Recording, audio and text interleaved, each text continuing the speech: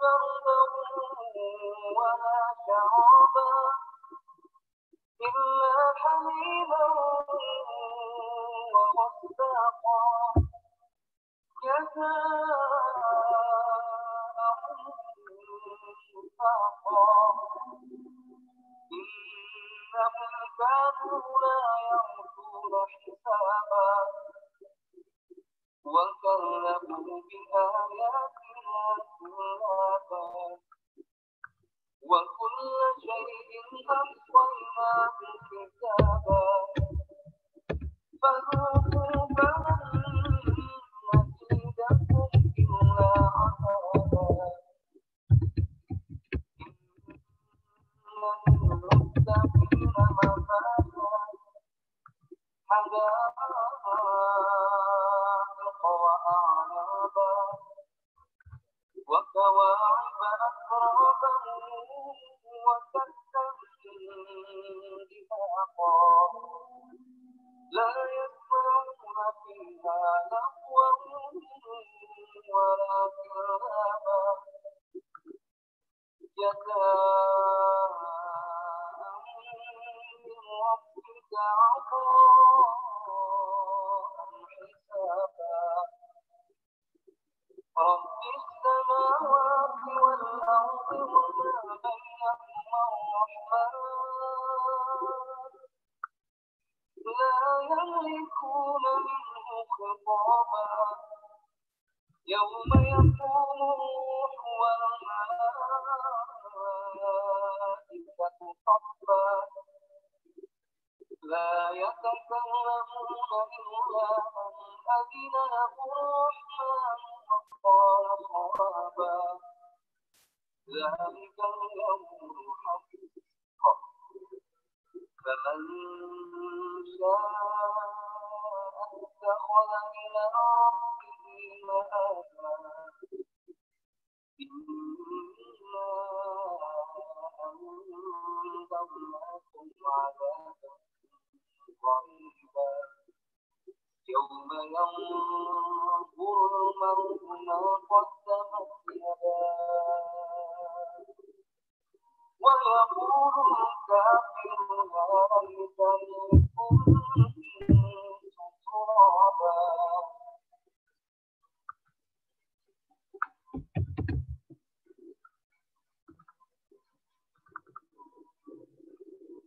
بسم الله الرحمن الرحيم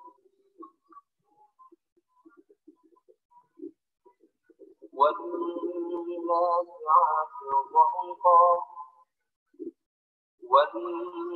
والناشطات نشطا والسابحات سبحا فالسابقات سبقا فالمدبرات أمرا يوم ترجف الراجفة تتبعها الرادفة قلوب يومئذ واجفة أبصارها خاشعة يقولون أئنا لمردودون في الحافرة أإذا كنا عظاما نخرة قالوا تلك إذا كرة خاسرة فإنما هي زجرة واحدة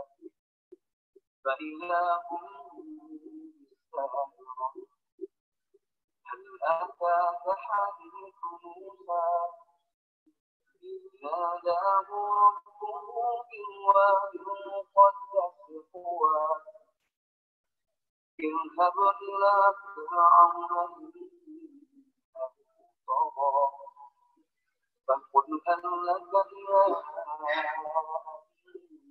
تزكى وأهديك إلى ربك فتخشى فأراه الآية الكبرى فكذب وعصى ثم أدبر يسعى فحشر فنادى فقال أنا ربكم سعيا فأخذه الله نكال الآخرة والأولى إن في ذلك لعبرة لمن يخشى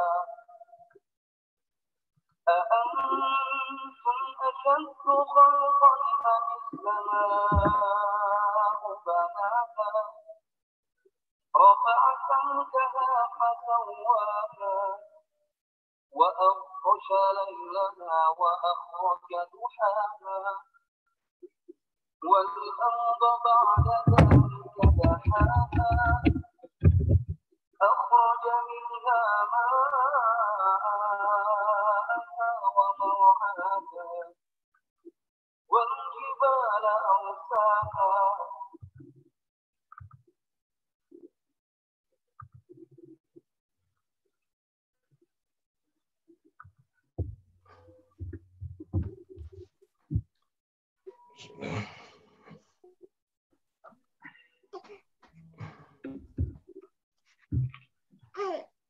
Bismillah, monggo moderator, kita mulai.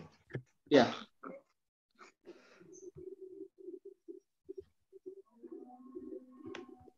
Oke. Bismillahirrahmanirrahim. Assalamualaikum warahmatullahi wabarakatuh. Alhamdulillah wassalatu wassalamu ala Rasulillah wa ala alihi wa sahbihi wa mawala. Alhamdulillah pada pagi hari ini Bapak Ibu kita dapat berjumpa kembali untuk mengikuti kajian ngapak pada pagi hari ini insya Allah seperti biasa sampai kurang lebih pukul 6:30 bersama Ustadz Mintarage Eman Surya. Kita melanjutkan materi kajian kita di pekan kemarin masih di amalan-amalan bulan Zulhijjah. Mungkin langsung saja kepada Ustadz Mintarage karena beliau juga sudah bergabung bersama kita pada pagi hari ini. Langsung saja tafadhol Ustaz untuk menyampaikan materinya karena sudah pukul 5.22. Tafadhol Ustaz. Baik, bismillahirrahmanirrahim. Assalamualaikum warahmatullahi wabarakatuh. Alhamdulillah, Allahulladzi hadana li hada wa ma kunna linahtadiya laula an hadanallah. Segala puji hanya milik dan bagi Allah, Allah yang telah memberi petunjuk kepada kita dengan petunjuk agama Islam ini, dan tentu kita hidup tidak akan bisa terarah dengan baik, mendapatkan petunjuk dari Allah tanpa petunjuk darinya. Asyhadu an la ilaha illallah wahdahu la syarikalah wa asyhadu anna Muhammadan abduhu wa rasuluh. Ini merupakan sumpah janji kita kepada Allah, yaitu syahadat yang mengikat batin kita, mengikat lisan kita, mengikat keyakinan kita, dan mengikat seluruh aktivitas hidup kita untuk betul-betul inna salati wa nusuki wa mahyaya wa mamati lillah. Bagaimana hidupku, matiku, semuanya hanya untuk mencari ridha Allah Ta'ala. Allahumma salli wa sallim wa barik ala nabina Muhammad wa ala alihi wa ashabi ajmain amma ba'd. Faqad qala ta'ala, a'udzu billahi minasyaitonir rajim. Ya ayyuhalladzina amanu taqullaha wal tandur nafsum ma qaddamat lighad wattaqullaha innallaha khabirum bima ta'malun. Wa qala aidha ya ayyuhalladzina amanu taqullaha haqqa tuqatih wa la tamutunna illa wa antum muslimun. Fa inna khairal kalami kalamullah wa khairal huda huda nabiyina Muhammadin sallallahu alaihi wasallam. Para jamaah sekalian, jamaah ngaji Ahad pagi Mahad Fasabiqul Khairat, atau sering kita panggil dengan jamaah Zoomiyah dan YouTubeiyah yang dirahmati Allah. Kembali kita dipertemukan Allah pada Ahad pagi yang berbahagia ini untuk bersama-sama kita mensyukuri nikmat Islam dalam bentuk kita bertolabul ilm, mencari ilmu, memperdalam pemahaman kita tentang agama, karena ketika agama ini kita pelajari, maka kita menjadi semakin tahu dan akan semakin yakin. Karena agama tidak bisa lepas dari keyakinan dan juga ilmu yang kemudian diterapkan dalam amal sehari-hari. Tentu amalan sehari-hari tidak akan baik ketika kita tidak memiliki ilmu dan juga tidak memiliki keyakinan yang baik. Umar bin Abdul Aziz pernah mengatakan, man abadallah bi ghairi ilmin, barang siapa beribadah kepada Allah tanpa ilmu, kana mayufsidu aktsaru mimma yuslih. Maka merusak agama itu lebih banyak daripada mendatangkan kebaikan. Baik, jamaah sekalian rahmati Allah, kita masih melanjutkan kajian kita tentang amalan-amalan bulan Zulhijjah bagian yang kedua. pada pertemuan yang lalu kita membahas tentang kemuliaan bulan Zulhijjah, karena bulan Zulhijjah termasuk dari salah satu bulan haram, bulan yang dimuliakan Allah Ta'ala, yang dalam surat At-Taubah ayat 36, Allah menjelaskan di situ, فَلَا تَظْلِمُوا فِي أَنفُسَكُمْ وَقَاتِلُوا الْمُشْرِكِينَ كَافَّةً كَمَا يُقَاتِلُونَكُمْ كَافَّةً. Ya. Jangan kalian berbuat aniaya pada diri kalian sendiri, dan perangilah orang-orang musyrik itu secara menyeluruh sebagaimana mereka memerangi kalian secara menyeluruh. Ya, jadi tafsir dari janganlah kalian berbuat dolim, berbuat aniaya kepada diri kalian sendiri di bulan itu, ya, itu maknanya para ulama menjelaskan bahwa artinya kesimpulannya ya dari kajian yang kemarin kita bahas, bahwa Allah memuliakan bulan ini dan menjadikan larangan khusus berbuat dolim di bulan ini menunjukkan bahwa perbuatan dolim yang dilakukan di bulan ini itu lebih besar dosanya daripada bulan dolim yang dilakukan di bulan-bulan yang lain. Demikian juga bahwa amal soleh yang dilakukan di bulan ini juga pahalanya lebih besar daripada amal soleh yang dilakukan di bulan-bulan yang lain. Pertemuan yang lalu saya bahas kan, ya kalau ibaratnya ya ini hanya supaya untuk mempermudah ya, untuk mempermudah pemahaman kita. Kalau di dunia BBM itu ada Pertamax, Pertalite, ya premium begitu ya, maka waktu yang Pertamax adalah bulan bulan Ramadan. Bulan yang utama bulan Ramadan, yang Pertamax. Yang Pertalite adalah bulan-bulan mulia, yaitu Zulqa'dah, Zulhijjah, Muharram, dan Rajab. Dan selain bulan itu adalah bulan-bulan yang premium. Itu kan baru kita bahas pada pertemuan yang lalu. Maka jamaah sekalian rahmati Allah, sekarang kita hari ini kan kita berada di bulan di tanggal 28 Zulqa'dah. Ya, artinya 2 hari lagi kita akan memasuki bulan Zulhijjah. Zulqa'dah sendiri adalah bulan mulia, bulan Zulhijjah itu juga bulan mulia. Dan bulan Zulhijjah yang 1 bulan itu yang paling utama ya adalah 10 hari awal bulan Zulhijjah sebagaimana yang kita bahas pada pertemuan yang lalu. Baik, kita awali kajian ini dengan saya mengulang sedikit tentang surat Ali Imran 102 yang menjadi landasan kita, bahkan sering diulang-ulang oleh khatib ketika khutbah Jumat ya. A'udzubillahi minasyaitonirrajim. Ya ayyuhalladzina amanu taqullaha haqqa tuqatih wa la tamutunna illa wa antum muslimun. Ya, wahai orang-orang yang beriman, bertakwalah kalian kepada Allah dengan sebenar-benar takwa, dan janganlah kalian wafat mati kecuali dalam keadaan Islam. Tafsirnya, ya ini sudah pernah kita bahas, makna sebenar-benar takwa itu apa? Ya, jadi di sini disebutkan dari Ibnu Abbas, ittaqullaha haqqa tuqatih, ya itu maknanya ayyujahidu fisabili haqqa jihadih. Ya, supaya mereka itu, ya orang-orang yang beriman itu betul-betul berjihad di jalan Allah dengan sebenar-benar jihad. Jihad sudah kita bahas dalam kajian yang lalu tentang mujahadah insan robbani, artinya apa? Badlul wus'i wal juhdi wat taqah minal amwali wal anfus fi ta'atillah wa tarkil ma'asi. Jadi yang namanya berjihad itu artinya mengerahkan segenap daya dan upaya, ya baik itu waktu, tenaga, pikiran, harta, bahkan nyawa untuk taat kepada Allah dan menjauhi larangan-larangan Allah. Ya, wala ta'khudhum fillahi laumata laim. Dan jangan memperhatikan atau jangan mengambil hati, jangan menggubris ya, orang-orang yang senangnya mencela itu, orang yang memprovokasi untuk keburukan, ya ketika kita sedang berada di jalan Allah. Karena memang kadang-kadang begitu ya, jamaah sekalian rahmat Allah. Ya kita kan ya artinya orang yang tahu kita itu kan mungkin ketika kita berubah menjadi baik, kemudian banyak berbuat amalan kebaikan, biasanya ada aja omongan-omongan yang nggak enak. Maka abaikan itu, ya nggak usah pedulikan. Wong apa baik kan diomong gitu ya. Jadi wong orang bener be diomong, apa maning wong bener juga diomong gitu. Wong orang apa-apa juga diomong. Gitu. Karena memang omongan orang tuh begitu. Kan pernah saya sampaikan dulu ya, kalau waktu zaman saya di pondok tuh ada qiraah rasyidah itu ya, artinya ada mata pelajaran tentang membaca dalam bahasa Arab. Di situ itu ada kisah ya. Di silsilah Lughah Arabiyah juga ada kisah itu tentang orang tua, anak, dan seekor keledai. Ya, itu menggambarkan bagaimana orang hidup itu selalu diomong ya. Jadi awalnya orang tua itu yang naik keledai, anaknya nuntun. Itu lewat sekumpulan orang ngomong, jangan wong tua kok sayang teman karo anak kayak gitu. Dheweke enak-enak numpak keledai, anaknya kon nuntun. Gitu kan. Diomong itu sama masyarakat, dibilangin gitu. Maka orang tua itu ngomong sama anaknya, anakku, kau dengar ucapannya? Terus gimana sekarang Pak? Sekarang gantian, kamu yang naik, aku yang nuntun. Ya, akhirnya anak itu yang naik, orang tua itu yang nuntun. Melewati sekelompok orang, diomong lagi sama orang-orang itu.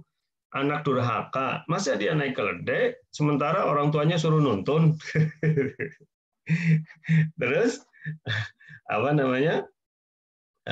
Orang tua itu ngomong lagi sama anak itu. Coba lihat, kau dengar. Diomong lagi kan? Terus gimana?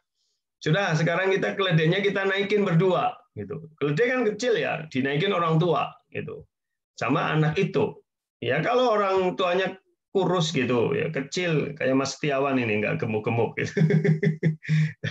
Tapi kalau orang tuanya gemuk, ya, terus anaknya juga besar badannya, naik keledai, lewat sekelompok orang, ya maka diomong juga sama apa namanya orang itu. Ya Allah, ini orang tua sama anak nggak berperi kebinatangan.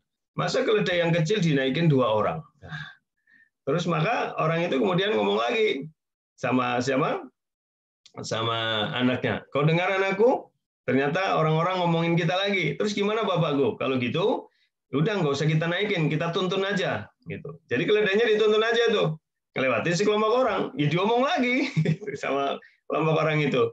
Ya buat apa bawa keledai kalau nggak dinaikin? Terus gimana Pak? Diomong lagi. Udah sekarang keledai itu kita ikat kakinya dan kita panggul aja. Diomong lagi sama orang, loh keledai bisa jalan kok diikat dipanggul. Ini memang anak sama orang tua nggak jelas, gitu ya. Artinya memang dalam hidup itu kita tidak akan bisa lepas dari omongan orang, termasuk ketika kita taat kepada Allah.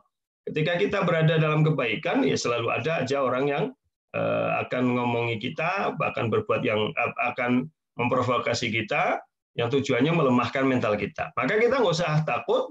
Di sini Imam Ibnu Katsir menjelaskan, maka jangan kalian mengambil hati, nggak usah menggubris celaannya orang-orang yang mencela, provokasinya orang yang memprovokasi ketika kita berbuat baik. Terus saja teguh dalam kebenaran. Kemudian tafsir tentang wala tamutunna illa wa antum muslimun, janganlah kalian mati kecuali dalam keadaan muslim, dalam keadaan berserah diri kepada Allah. Maknanya apa? Hafidhu 'alal Islam fi hali sihhatikum wa salamatikum litamutu alaihi. Ya. Jagalah kondisi Islam itu baik dalam keadaan sehatmu, dalam keadaan keselamatanmu, agar supaya engkau tetap dalam Islam dan kau mati dengannya. Fa innal karim qad ajra 'adatu bi karumihi.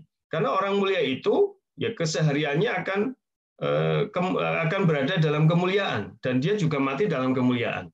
Artinya ya kita harus bisa memanfaatkan hidup ini untuk betul-betul taat kepada Allah, menjaga nilai-nilai Islam dalam keseharian kita. Ya, termasuk kita memilah mana waktu yang baik, mana waktu yang biasa, mana waktu yang super. Nah, sekarang kita memasuki waktu yang super, yaitu bulan haram. Maka dan sebentar lagi kita memasuki yang super duper ya, 10 hari awal bulan Zulhijjah. Maka ya harus kita gunakan dengan sebaik-baiknya.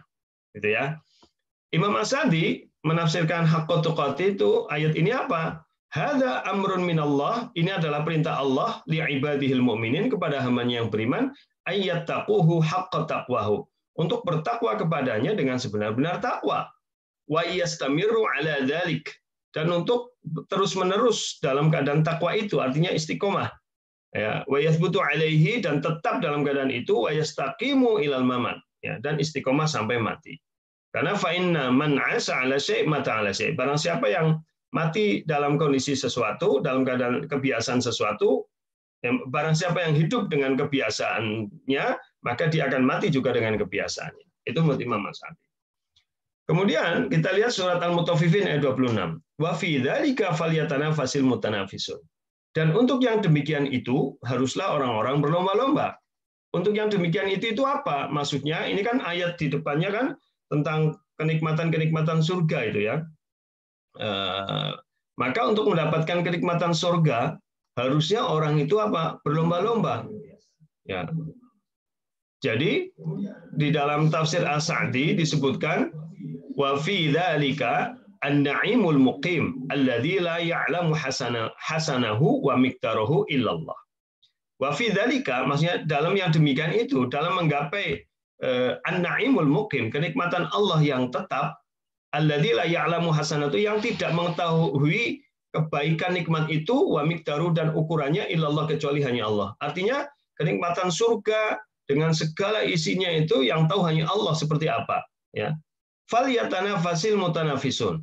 Maka haruslah orang-orang itu berlomba-lomba.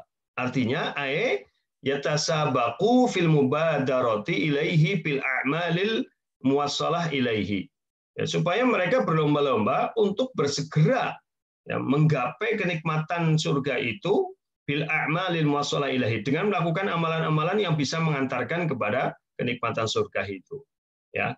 Fahadza aula ma badzalat fihi nafaisul anfus. Itulah yang paling utama yang harus dikerahkan oleh jiwa, ya, nafaisul anfus yang harus dikerahkan oleh jiwa untuk berlomba-lomba. Ya. Wa ahra matazahamat lil wusul ilaihi, ya. Dan betul-betul sesuatu yang harus diperjuangkan yang memenuhi jiwa orang untuk bisa menggapai kenikmatan surga itu. Kemudian Imam Al-Baghawi menafsirkan ayat ini apa?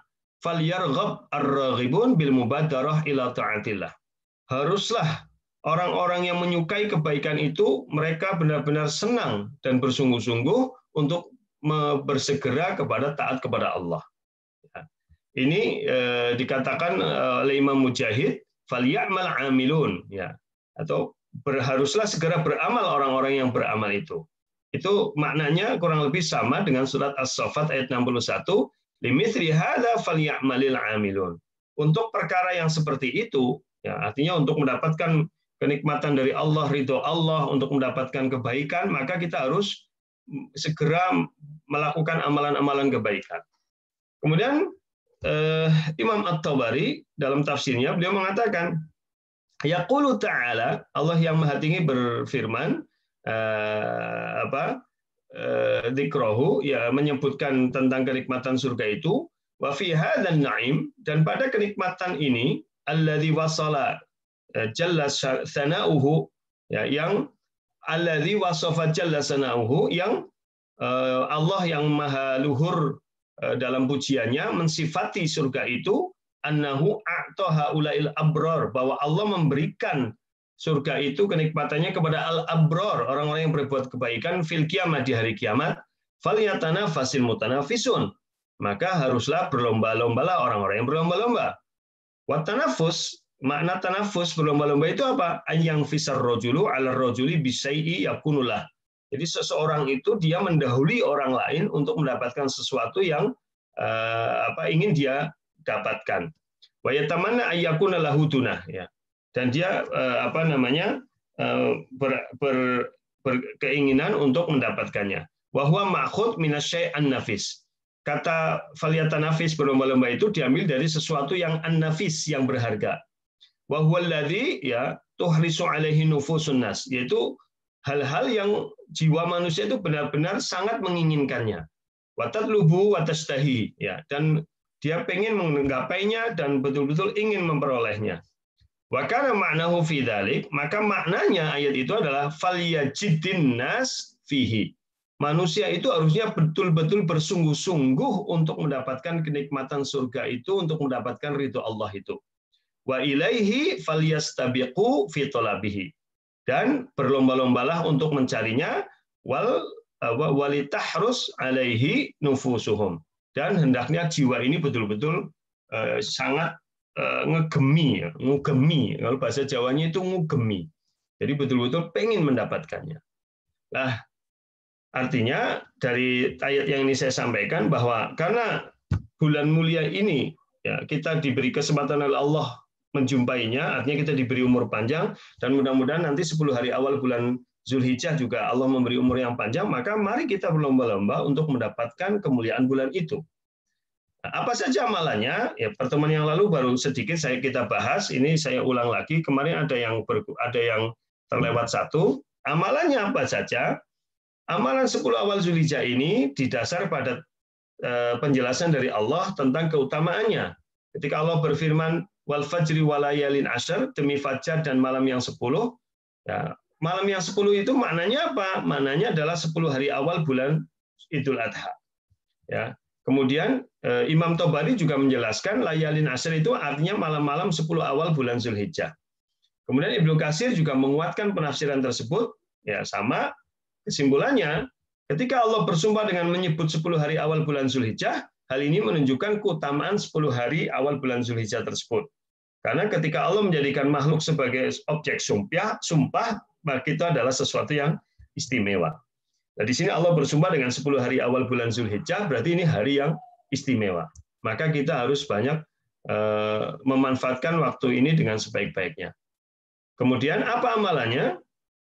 Amalannya yang pertama ya, adalah besok ketika hari Selasa sore, Selasa sore besok ya, karena Selasa itu tanggal 30 Zulqa'dah. Selasa itu besok berarti tanggal berapa? Tanggal 20 ya, Selasa tanggal berapa besok? Pertemuan yang lalu sudah pernah saya sampaikan. Selasa berarti tanggal 21 ya. Jadi pada tanggal 21 Juli sore setelah maghrib ketika tenggelam matahari, maka insya Allah akan terbit hilal bulan Zulhijjah. Nah, maka berdoalah kepada Allah, ini doa yang seyogyanya kita selalu baca ketika terjadi pergantian awal bulan. Yaitu doanya apa? Allahu Akbar, Allahumma ahillahu alaina bil amni wal iman, wassalamati wal islam, wa taufiqi lima tuhibbu wa tarda, rabbi wa rabbukallah. Ini sudah pernah kita bahas ketika membahas menggapai keberkahan bulan Ramadan pada kajian sebelum Ramadan dulu ya. Jadi ketika besok Selasa tenggelam matahari ya, Selasa besok nih 30. Berarti masuk tanggal 1 Zulhijjah itu saat matahari tenggelam itu hilal muncul. Jadi pergantian bulan di dalam hitungan Hijriah adalah atau dalam hitungan kalender Komariah adalah saat terbenam matahari di akhir bulan sebelumnya. Maka berdoalah. Jadi ketika huruf ya, jadi gampangannya pas adzan lah ya. Jadi setelah selesai adzan ya, atau setelah adzan maghrib maksudnya masuk waktu maghrib pada hari Selasa sore, maka berdoalah Allahu Akbar, Allahumma ahillahu alaina bil amni wal iman, wassalamati wal islam, wat taufiqi lima tuhibbu wa tarda, rabbi wa rabbukallah. Artinya kurang lebih Allah yang maha besar, ya Allah terbitkanlah bulan sabit itu untuk kami dengan aman, dalam keadaan aman dan dalam keimanan. Artinya kita mohon supaya kita memasuki bulan Zulhijjah kita dalam keadaan aman, tetap dalam keimanan, ya. Kemudian wassalamati wal islam, dalam keadaan penuh keselamatan dan dalam keislaman, wa taufiqi, dan juga mendapatkan taufik dari Allah agar kita bisa melakukan hal-hal yang disukai dan diridhoi oleh Allah. Ya, karena Rob kita dan Robmu wahai bulan adalah Allah.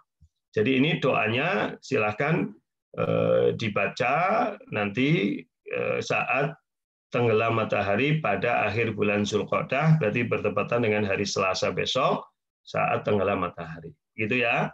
Ini doanya boleh di screenshot silahkan, atau boleh di foto silahkanlah. Tapi dulu udah pernah saya sampaikan. Saya nanti akan membagi materi ini setelah selesai kajian tentang kan ini dalam satu slide. Jadi nanti saya setelah selesai kajian kita akan bagi kepada jamaah sekalian di grup ya, di grup ngapak FK itu. Ya, jadi akan kita bagi di grup ngapak. Ya, seperti biasanya materi ini kita bagi begitu. Baik, kemudian yang kedua, ini kemarin sudah saya percepat, memperbanyak beribadah di 10 hari awal bulan Zulhijjah. Maksudnya memperbanyak apa? Meningkatkan kualitas dan kuantitas ibadah baik yang fardu ataupun yang sunnah. Gitu. Jadi maksudnya selama 10 hari awal bulan Zulhijjah ini perbanyaklah beribadah dengan meningkatkan kualitas atau kuantitas ibadah yang tadinya misalkan sholat tahajudnya jarang ya dirutinkan, yang sholat rotibnya ba'diyah dan qobliyahnya masih jarang ya besok betul-betul jangan sampai terlewat sholat duhanya, puasanya, sedekahnya dan lain-lain. Keumuman dari sabda Rasulullah SAW ini diriwayatkan oleh Imam Tirmidzi, Imam Abu Daud, oleh Imam Ahmad, ya, didengar oleh Sa'id bin Jubair dari Ibnu Abbas, dan juga dari Ibnu Umar, dari Abu Hurairah, dari Abdullah bin Umar, dan juga dari Jabir. Artinya banyak sekali para sahabat yang mendengar langsung hadis ini dari Rasulullah SAW. Kurang lebih, ma min ayyamin al-amal as-salifina ahabbu ilallah min hadil ayyamil ashar. Tidak ada hari-hari yang beramal soleh di dalamnya lebih dicintai di sisi Allah daripada 10 hari awal bulan Zulhijjah. Mereka bertanya, ya Rasulullah, walal jihad fisabilillah, wahai Rasulullah, apakah keutamaan 10 hari awal bulan Zulhijjah ini lebih dari jihad fisabilillah? Rasulullah SAW menjawab, ya, walal jihad fisabilillah. Ya, tidak bisa disaingi dengan jihad fisabilillah illa rajulun kharaja fisabilillah bimalihi wa nafsihi wala falam yarji minhu syai'a. Kecuali orang yang jihad fisabilillah dengan modal harta dan jiwanya sendiri dan dia tidak kembali lagi. Artinya wafat di jihad ketika jihad fisabilillah itu yang tidak ada bandingannya.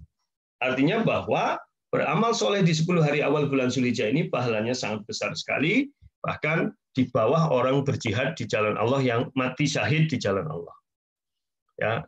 Kemudian kita budayakan atau kita harus membiasakan amalan-amalan terutama yang wajib jelas, juga amalan sunnah, karena ketika Allah sudah mencintai kita, Allah akan menjaga pendengaran kita, menjaga penglihatan kita, menjaga tangan kita, kemudian mengabulkan doa kita, dan juga akan melindungi kita. Ini sudah kita bahas pada pertemuan yang lalu. Intinya, kalau kita amalan sunnah itu sudah menjadi kebiasaan kita, menjadi habit kita, maka Allah akan selalu menjaga pendengaran kita, penglihatan kita, tangan kita, mata kita, ya, kuping kita, mengabulkan doa kita, dan seterusnya.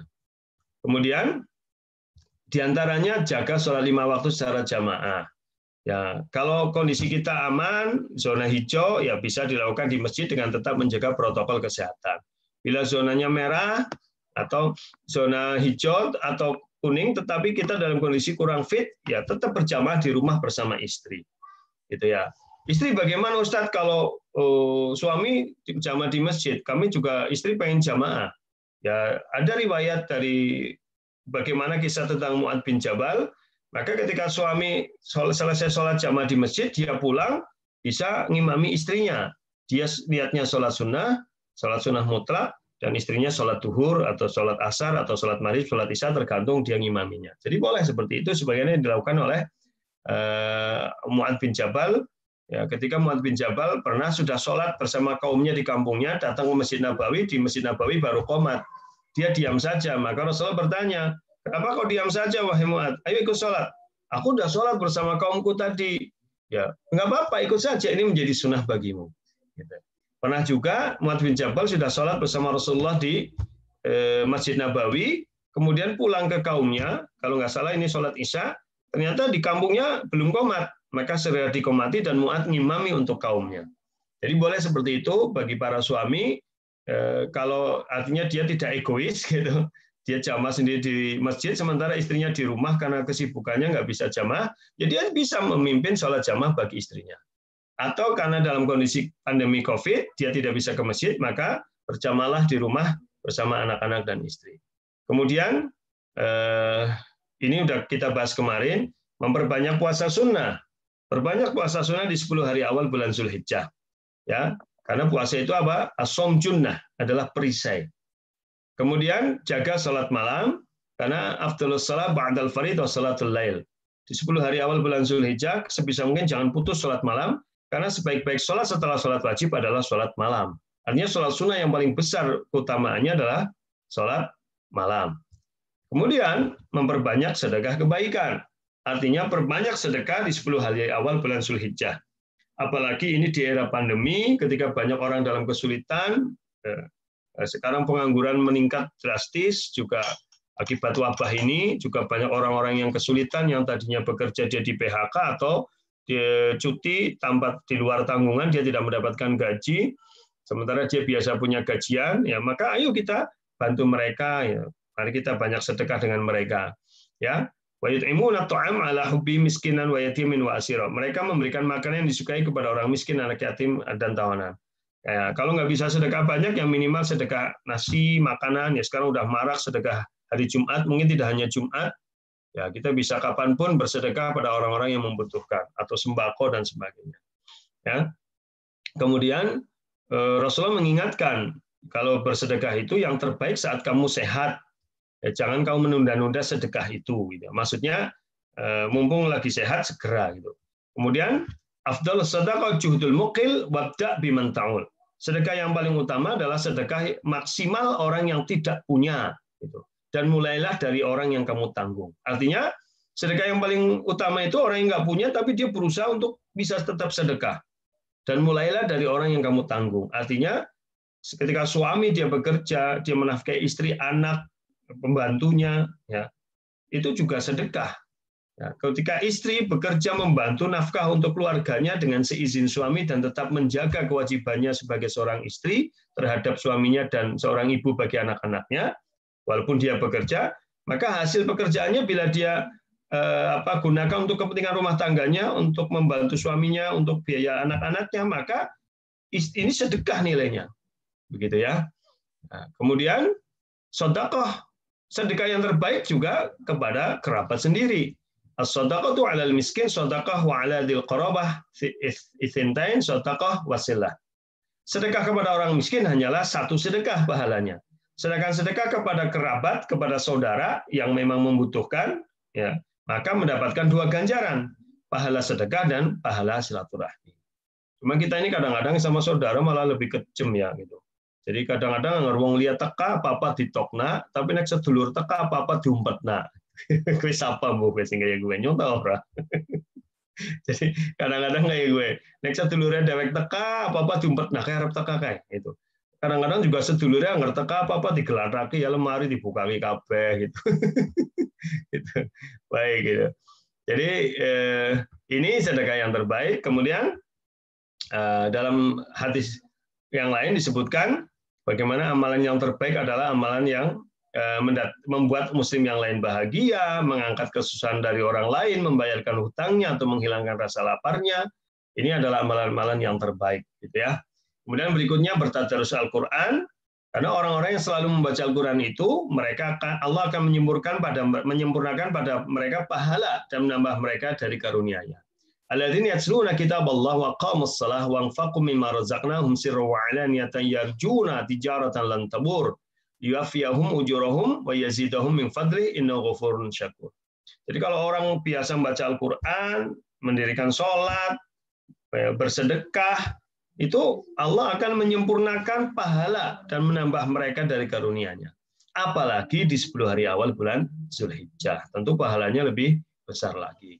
Ya, kemudian berikutnya Al-Quran itu ditadarusi, bukan hanya dibaca, tapi bagaimana ditadarusi. Apa tadarus itu? Dipelajari, dengan ditadaburi, direnungi ayat-ayatnya supaya mendapatkan pelajaran dan menjadi solusi-solusi dalam kehidupan, karena Al-Quran itu hudan, ya, wa aqwam, hidayah yang aqwam, petunjuk yang jalan yang lebih lurus, dan juga sebagai motivator. Kemudian yang ketiga, apa yang harus kita lakukan di 10 hari awal bulan Zulhijjah? Banyaklah berzikir dan berdoa. Ya, berzikir doa perbanyak di 10 hari awal bulan Zulhijjah, takbir, tahlil, tasbih, tahmid, istighfar, taubat, perbanyak doa. Bahkan khusus untuk takbiran, disunahkan mengeraskan suara ketika bertakbir di pasar, jalan-jalan, masjid, dan tempat lainnya. Ini pertemuan yang lalu sudah kita bahas, saya ulangi dikit ya. Dalam hadis diriwayatkan, "Ma min ayyamin 'adzamu 'indallahi wa la habbu ilaihi al-'amal fihinna min hadhil ayyamil 'ashr. Fa'akthiru fihinna min at-tahlil wa takbir wa tahmid." Tidak ada hari yang paling agung di sisi Allah dan tidak ada pula amalan yang disukai Allah di dalamnya kecuali pada 10 hari awal bulan Zulhijjah. Maka perbanyaklah pada hari itu membaca la ilaha illallah, Allahu Akbar, dan Alhamdulillah, atau takbiran lah gampangnya begitu. Ya. Dan dalam tafsir Ibnu Abbas menjelaskan yang dimaksud dengan surat Al-Baqarah Al-Hajj 208, wadhkurullaha fi ayyamin ma'lumat adalah 10 hari awal bulan Zulhijjah. Jadi ada perintah di dalam surat Al-Hajj ayat 28 berzikirlah pada hari-hari yang telah ditentukan, yaitu 10 hari awal bulan Zulhijjah. Maka di 10 hari awal bulan Zulhijjah kita diperintahkan untuk banyak berzikir kepada Allah, ya, banyak bertakbiran. Bahkan ini ada sunnah yang hilang, yang sudah punah sekarang adalah sunnah takbiran sejak tanggal 1 Zulhijjah. Ya, jadi kita takbirannya kan kadang hanya malam Idul Adha tok, padahal takbiran itu sudah disunahkan sejak tanggal 1 Zulhijjah. Jadi mulai hari Selasa maghrib itu sudah disunahkan takbiran. Dan takbirannya dengan keras. Ibnu Umar dan Abu Hurairah keluar menuju ke pasar pada 10 hari awal Zulhijjah untuk bertakbir, dan orang-orang ikut bertakbir dengan takbir keduanya. Artinya takbirnya dengan keras. Yang pertemuan lalu kita bahas, ya sekarang kalau kita melakukan itu, masyarakat belum tahu, maka kita dianggap malah umat nih ya, dianggap lagi edan gitu. Badaora takbiran. Karena mereka belum ngaji ya. Padahal ini sunnah yang hilang, yang harus kita hidupkan kembali. Rasulullah SAW pernah bersabda, "Man ahya sunnatan min sunnati qad amitat ba'di fa inna lahu minal ajri mithli man amila biha min ghairi an yanqusa min ujurim syai'a." Siapa yang menghidupkan di antara sunnahku yang telah punah setelahku, maka baginya pahala setiap orang yang mengamalkan tanpa mengurangi pahala mereka sedikit pun. Di antara sunnah yang punah adalah takbiran sejak tanggal 1 Zulhijjah sampai dengan 13 Zulhijjah. Kita kadang takbirannya hanya malam Idul Adha saja. Padahal takbiran sejak tanggal 1 Zulhijjah. Dengan tadi dalil-dalilnya sudah saya sampaikan. Nah, takbiran itu ada dua, ada takbir mutlak, yaitu tidak terikat waktu. Yang dimaksud adalah takbir mutlak Idul Adha dilakukan di 10 hari awal bulan Zulhijjah. Jadi selama tanggal 1 sampai 10 Zulhijjah, kaum muslimin disyariatkan memperbanyak ucapan takbir di mana saja, kapan saja, dalam kondisi apa saja. Boleh sambil berjalan, di kendaraan, bekerja, berdiri, duduk, berbaring, takbiran di rumah, jalan, kantor, sawah, lapangan, masjid dengan suara keras. Masak juga begitu. Ya kecuali tentu lagi buang air atau lagi di kamar mandi, ya itu nggak perlu takbiran lah. Mau kesolehan ya, malah nggak bener itu. Mentang-mentang kesolehan lagi di kamar mandi takbiran. Ini malah orang bener itu. Ya, jadi kecuali di kamar mandi ya, atau di jamban maka jangan takbiran. Dan takbirannya dengan suara yang keras. Kedua, takbir terikat. Itu takbiran yang terikat adalah takbiran yang dilaksanakan setiap selesai melaksanakan sholat fardu. Takbiran ini dimulai setelah sholat subuh tanggal 9 Zulhijjah sampai setelah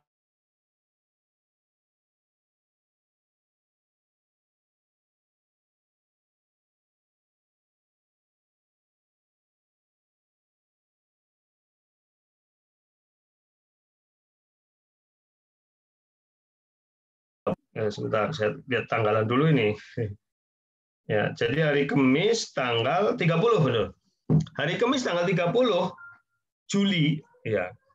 Itu sejak subuh atau hari Arafah ya. Tanggal 9 Zulhijjah mulai setelah sholat subuh, setelah sholat duhur, asar, maghrib, isya sampai dengan tanggal 13 Zulhijjah atau sampai hari Selasa ya. Jadi 1, 9, 10, 11, 12, 13 sampai hari Senin tanggal 3 Agustus.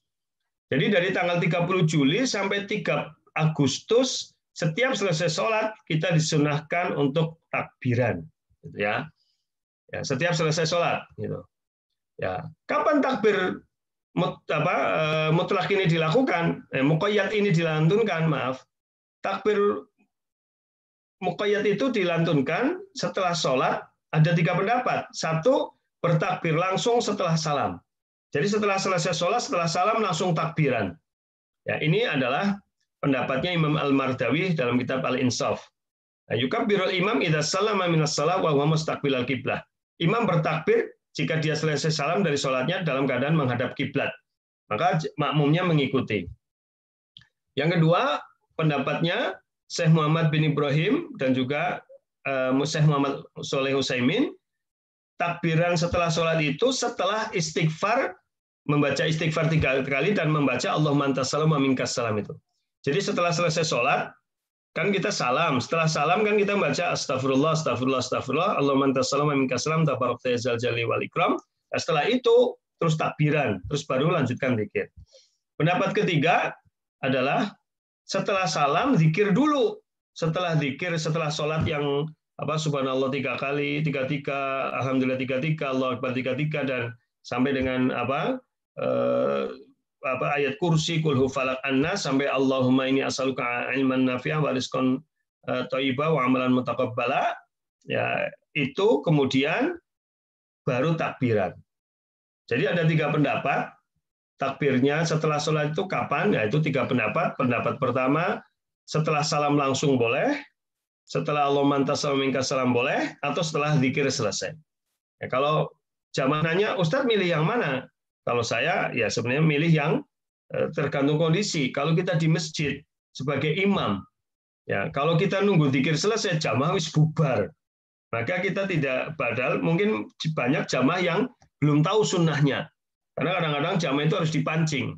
Kalau kita sebagai imam di masjid, maka sebaiknya ya setelah salam langsung takbiran. Nanti makmum mengikuti, gitu ya. Atau setelah yang ini istighfar 3 kali dan Allah mantas salam minkas salam. Tapi kalau jamaah di masjid itu sudah tahu ilmunya, ya maka menurut saya lebih baik berzikir dulu. Zikir kira-kira setelah sampai dengan tadi yang zikir muqayyad setelah sholat, setelah zikir baru kita takbiran, begitu. Jadi ini pilihan karena memang tidak ada riwayat yang khusus, ya yang ada hanya asar para sahabat dan tidak ada keterangan kapan waktu mulai takbiran setelah sholat. Gitu. Jadi boleh setelah salam, boleh setelah membaca Allahumma antas salam, atau boleh setelah zikir. Nah, kalau menurut saya karena ini setelah sholat itu ada zikir muqayyad. Zikir muqayyadnya yang astagfirullah 3 kali, subhanallah 33, dan seterusnya. Maka ini dilakukan dulu sampai selesai, baru setelah itu takbiran. Tetapi lihat kondisi, intinya semuanya tidak ada masalah, tidak perlu ada perdebatan, semuanya boleh. Gitu ya. Ini sama-sama, karena tidak ada keterangan yang khusus. Jadi sama-sama sunnah. Kemudian, zikir muqayyad ini dilakukan sampai kapan? Ini ada beberapa riwayat. Kalau Umar bin Khattab, setelah sholat subuh pada tanggal 9 Zulhijjah sampai dengan zuhur pada 13 Zulhijjah. Ali bin Abi Thalib sampai sholat asar. Kemudian Ibnu Abbas sampai sholat asar tanggal 13 Zulhijjah, dan Ibnu Mas'ud juga sampai sholat asar. Kesimpulannya, para sahabat, mereka dalam asarnya, takbir muqayyad itu setiap selesai sholat, sejak subuh, setelah sholat subuh tanggal 9 Zulhijjah atau 30 Juli, sampai dengan setelah sholat asar, berarti setelah sholat maghrib sudah enggak, sampai dengan setelah sholat asar pada tanggal 13 Zulhijjah atau tanggal 3 Agustus. Ya, dicatat itu, dikelowongi kalendernya. 30 Juli sampai 3 Agustus, takbir muqayyad setiap selesai sholat fardu. Bisa dilakukan setelah salam langsung, atau setelah membaca Allahumma anta salam minka salam, atau setelah zikir setelah sholat. Itu pilihan. Gitu nggak? Ini kemarin yang sudah kita bahas. Kemudian lafaz takbirnya gimana? Simpulannya tidak ada lafaz tertentu dari Nabi, yang ada apa yang dibacakan oleh para sahabat. Ada beberapa riwayat, yang Ibnu Mas'ud ada 2 riwayat, Allahu Akbar 2 kali, ini yang biasa dilakukan oleh Muhammadiyah, Allahu Akbar, la ilaha illallah, wallahu akbar, walillahil hamd. Ini yang dipilih yang sahih menurut tarjih Muhammadiyah. Kemudian ada yang riwayat 3 kali, Allahu Akbar, la ilaha illallah, wallahu akbar, walillahil hamd. Ini yang dipilih oleh di banyak yang lainnya, di NU memakai yang ini, kemudian di Arab Saudi juga memakai yang ini. Ya, jadi ini bukan masalah. Kemudian lafaz takbirnya Ibnu Abbas, Allahu Akbar, walillahil hamd, Allahu Akbar, wa jallallahu akbar ala ma hadana. Ya, ini juga boleh. Kemudian takbirnya Salman Al-Farisi, Allahu Akbar kabira. Begitu diulang-ulang terus. Jadi kesimpulannya, menurut Imam Sunani, memang banyak lafaz takbir, silahkan. Masalah ini longgar, artinya semuanya memang asar para sahabat, jadi boleh dengan lafaz-lafaz takbir itu ya. Bahkan sebagian ulama mengucapkan lafaz takbir yang tidak ada keterangannya dalam riwayat hadis karena keumuman untuk perintah tadi fa'aksiru fiya minat tahlil wa takbir wa tahmid. Perbanyak membaca tahlil, la ilaha illallah, takbir dan tahmid. Jadi boleh maka dengan lafaz-lafaz yang lain. Nah, tetapi kalau kita pengen hati-hati ya pakailah yang takbiran yang biasa itu. Sebentar, ini ada yang megang-megang HP, jadi kecoret-coret ini. Saya keluar dulu, nanti saya share kembali. Jadi para jamaah yang ngajinya pakai HP, itu kalau megang layarnya yang touchscreen, nanti akan kecoret-coret begini ya. Jadi hati-hati kalau megang HP yang touchscreen, nanti bisa kecoret begini. Sebentar, saya harus keluar dulu supaya coretannya hilang. Baik, saya share kembali. Saya share kembali. Baik, nah kesimpulannya begitu ya. Jadi takbiran ini persoalan yang longgar, para ulama juga terjadi khilafiyah, jadi tidak perlu mana yang paling benar, insya Allah semuanya benar, cuma yang dipahami di Tarjimah Madiyah adalah yang riwayat Ibnu Mas'ud tadi. Kemudian yang berikutnya adalah berpuasa Arafah pada tanggal 9 Zulhijjah. Ya, dalilnya adalah siyamu yaumu Arafah inni ahtasibu 'ala Allah yukaffira sana allati qabla wa sanata allati ba'dahu. Utamaan puasa Arafah atau puasa tanggal 9 Zulhijjah adalah bisa menghapus dosa 1 tahun sebelumnya dan 1 tahun sesudahnya. Ya, kemudian puasa Arafah ini ada 2 ketentuannya. Ya, bagi kaum muslim yang tinggal di wilayah Arab Saudi dan tidak sedang berhaji, maka puasa Arafah mengikuti wukuf haji di Arab Saudi. Adapun bagi kaum muslimin yang berbeda wilayahnya dengan Arab Saudi, ya artinya yang terjadi perbedaan waktu yang cukup panjang, maka puasa Arafah sesuai wilayah masing-masing. Jadi tidak harus pada saat wukuf, yang penting pada tanggal 9 Zulhijjah. Dengan alasan apa? Rasulullah SAW telah menamakan puasa Arafah meskipun kaum muslimin belum melaksanakan haji. Haji itu kan baru terlaksana kalau tidak salah pada tahun ke-9 atau 10 Hijriah. Sementara puasa Arafah dan ibadah kurban sudah mulai disyariatkan sejak tahun kedua Hijriah. Jadi sejak tahun kedua Hijriah itu para sahabat kaum muslimin sudah mengenal puasa Arafah. Padahal saat itu belum ada orang haji, karena orang haji baru dilakukan pada tahun ke-10 Hijriah. Nah, jadi puasa Arafah tidak harus bersamaan dengan saat wukuf. Jadi ini bukan persoalan yang perlu diperdebatkan lebih lanjut karena memang perbedaan matlak atau wilayah. Nah, demikian juga dalam hadis Abu Daud di sini disebutkan dari Hunadah bin Khalid dari istri-istri Nabi ya mengatakan Rasulullah SAW biasa berpuasa pada 9 hari Zulhijjah. Puasa 9 hari Zulhijjah tentu termasuk tanggal 9 atau puasa Arafah. Di sini para istri Rasulullah SAW menjelaskan Rasulullah biasa berpuasa. Artinya sudah dikenal puasa Arafah pada tanggal 9 Zulhijjah sebelum terjadi haji. Jadi takara mengomentari lafal hadis ini, memang para sahabat berselisih pendapat tentang puasa Nabi SAW tak kalah di padang Arafah. Al-Hafidz Ibnu Hajar Rasulullah mengatakan, hada yush'iru bi anna shauma yaumi Arafah kana ma'rufan 'indahum mu'tadan lahum fil hadar. Wa kana man jazama bi annahu sha'im istanada ila ma alifahu min al-ibadah wa man jazama bi annahu ghairu sha'im qaimatan 'indahu qarinahu kaunihi musafiran.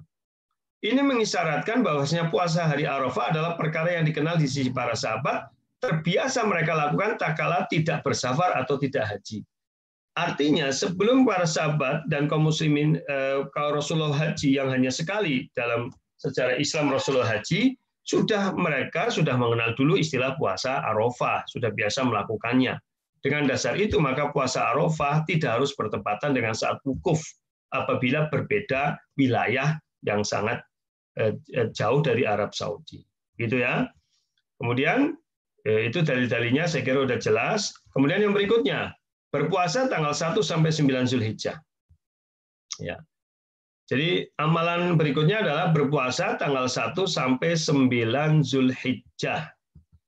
Apakah 9 hari dur gitu ataukah hanya mayoritas harinya? Kita lihat secara umum ya, ini di hadis ini disebutkan bahwa Rasulullah SAW berpuasa 9 hari awal Zulhijjah.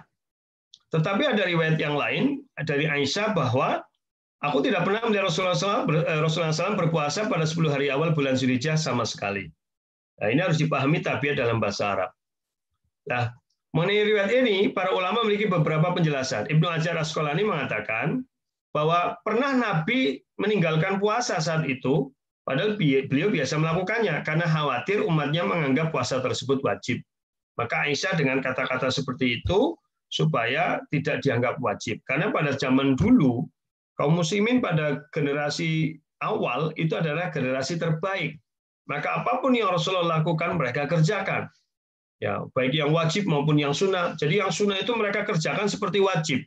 Betul-betul dijaga betul. Nah, beda dengan kita sekarang ya, sing wajib beo bumbuan itu apalagi sing sunnah.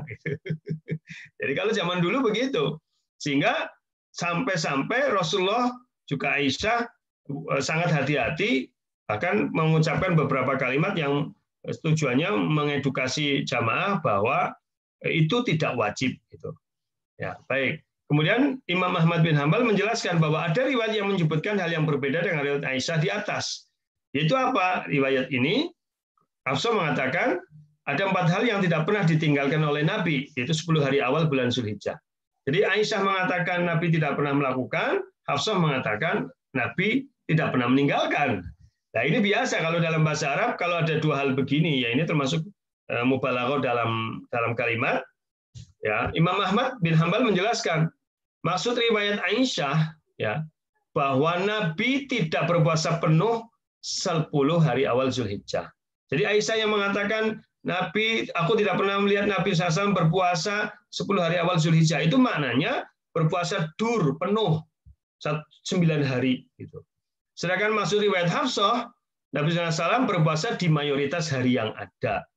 Jadi maksud riwayat Hafsah bahwa Nabi itu tidak pernah meninggalkan puasa 9 hari, maksudnya adalah di mayoritas hari yang ada. Jadi kesimpulannya, hendaklah berpuasa di sebagian hari dan berbuka di sebagian hari yang lain. Jadi kesimpulan dari perpaduan 2 hadis itu, ya berarti tidak harus 1-9 dur. Jadi di mayoritas harinya. Jadi dalam 9 hari itu kita berpuasa di mayoritasnya. Berarti yang minimal 5 hari. Gitu. Boleh berurutan, boleh selang-seling, silakan. Nah, yang penting kalau kita betul-betul tidak puasa juga boleh, gitu ya. Tapi sayang gitu ya. Kalau kita melakukan, ya lebih baik di sebagian besar hari-harinya. Jadi kesimpulannya, kadang dalam hadis disebutkan puasa pada 10 hari awal Zulhijjah, yang dimaksudkan adalah mayoritas dari 10 hari awal Zulhijjah. Idul Adha tidak termasuk dalamnya dan tidak dibolehkan berpuasa pada hari raya Idul Adha. Jadi 10 hari itu maksudnya bukan 10 hari dur, tapi 9 harinya. Jadi kesimpulannya, boleh berpuasa penuh selama 9 hari bulan Zulhijjah, seperti yang dilakukan oleh Umar. Jadi Umar itu melakukan 9 hari penuh, boleh juga di sebagian harinya. Jadi ini bukan perkara yang yang perlu didebatkan lebih lanjut. Kesimpulannya, disunahkan berpuasa tanggal 1-9. Boleh semuanya, boleh beberapa hari saja, boleh sebagian besar, boleh 1-2 hari saja, bahkan tidak puasa pun boleh, karena hukumnya sunnah. Tapi rugi sekali kalau tidak berpuasa. Gitu ya. Jadi kalau kita melihat pendapat yang ada, maka sebaiknya berpuasa di mayoritas harinya. Berarti minimal tanggal 1-9 kita berpuasa minimal 5 hari, karena di mayoritas. Karena 9 maka 5 sudah mayoritas, begitu ya. Kemudian, adapun puasa tarwiyah gimana? Wah, kita sering mendengar ada puasa tarwiyah. Ada riwayat somu yaumit tarwiyah kafaratus sanah. Katanya puasa hari tarwiyah 8 Zulhijjah akan mengampuni dosa setahun yang lalu. Tarwiyah itu apa? Tarwiyah itu adalah disebut hari tarwiyah itu dalam bagi jamaah haji itu ada 2 pengertian. Satu dari kata irtawa yartawi tarwiyah. Irtawa yartawi tarwiyah itu artinya adalah mengambil dan memperbanyak minum. Jadi disebut hari tarwiyah, hari mengambil dan memperbanyak minum. Karena jamaah haji saat itu sedang di Mina, persiapan mau ke Arafah. Maka di Mina mengumpulkan air minum untuk persiapan di Arafah. Karena pada zaman Nabi di Arafah tidak ada sumur air. Tidak seperti sekarang yang sudah disediakan oleh pemerintah Arab Saudi air di mana-mana. Zaman Nabi padang Arafah betul-betul gersang tandus. Padahal mereka mau wukuf di situ seharian penuh, ya dari pagi sampai maghrib. Nah, maka pada tanggal 8 itu di Mina mereka bermalam di Mina untuk mengumpulkan air minum guna persiapan di Arafah. Maka disebut Yaumut Tarwiyah, hari pengumpulan air minum. Nah, itu. Riwayat yang kedua dari kata ar-rawiyah. Ar-rawiyah itu artinya merenung, memikirkan. Ya, jadi hari Tarwiyah disebut merenung, memikirkan karena Nabi Ibrahim baru bermimpi mendapatkan wahyu untuk menyembelih putranya. Itu pada malam 8 Zulhijjah. Sehingga paginya dia berpikir, merenung tentang perintah Allah itu. Ya, dan esoknya masih mengumpulkan keyakinan, mengumpulkan kekuatan, baru tanggal 10-nya disembelihlah Ismail, tapi kemudian diganti oleh Allah Ta'ala dengan sembelihan yang besar. Jadi begitu, maka disebut Tarwiyah. Bagaimana dengan hadis ini? Bahwa ada hadis pada hari Tarwiyah, puasa itu pahalanya bisa mengampuni dosa setahun yang lalu. Hadis ini diriwayatkan oleh Imam Dailami, bukan Pak Dailami ya, ini Imam Dailami dalam kitabnya Musnad Firdaus dari jalan Abu Syekh, dari Ali bin Ali Al-Himyari, dari Al-Kalbi, dari Abi Sholeh, dari Ibnu Abbas, secara marfu, jadi kepada sanadnya sampai kepada Nabi. Sanad ini ada 2 penyakit yang saya kasih warna merah, ini penyakitnya. Penyakit pertama adalah Al-Kalbi, nomor 3, yang namanya Muhammad bin Sa'id Al-Kalbi. Dia adalah perawi yang pendusta. Dia pernah mengatakan sendiri kepada Sufyan As-Tsauri, apa-apa hadis yang kau dengar dariku dari jalan Abi Sholeh dari Ibnu Abbas adalah hadis itu dusta. Jadi Al-Kalbi sendiri mengatakan riwayat itu dusta. Imam Hakim mengatakan ia meriwayatkan dari Abi Sholeh hadis-hadis yang maudhu atau palsu. Kedua, Ali bin Ali Al-Himyari adalah seorang rawi yang majhul, tidak dikenal. Ibnul Jauzi mengatakan hadis ini tidak sahih, Asy-Syaukani mengatakan hadis ini tidak sahih, dalam riwayatnya ada perawi yang berdusta. Ya. Oleh karena itu tidak perlu berniat atau meyakini memiliki keutamaan yang khusus untuk berpuasa pada tanggal 8 Zulhijjah. Nah, belum selesai ini. Jadi meyakini puasa Tarwiyah punya keutamaan khusus itu tidak sahih dalilnya. Termasuk hadis yang ini. Ada hadis man shomal asra falahu bi kulli yaumin shaumu syahr walahu bi shaumi yaumit tarwiyah sunnah walahu bi shaumi yaumi arafah sanatan. Sanah, maaf ya. Walahu bi shaumi yaumit tarwiyah sanah walahu bi shaumi yaumi arafah sanatan.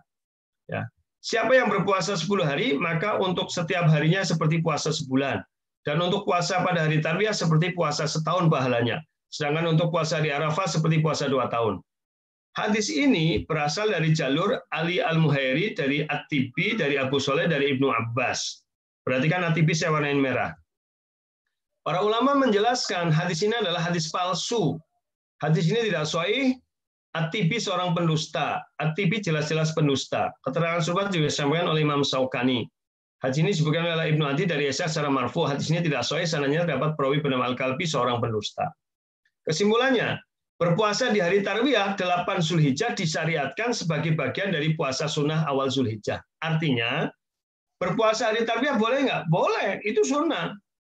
Apabila kita meyakininya bagian dari tanggal 1 sampai 9. Tetapi tidak ada riwayat yang sahih bahwa puasa hari Tarwiyah memiliki keutamaan khusus, memiliki pahala yang khusus. Atau bahkan disebut sebagai puasa Tarwiyah. Jadi tidak ada puasa Tarwiyah. Paham ya? Nah, tapi berpuasa tanggal 8 Zulhijjah yang disebut hari Tarwiyah boleh nggak? Boleh.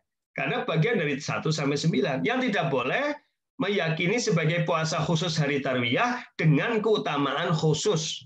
Ya, itu tidak ada dalilnya. Jelas ya?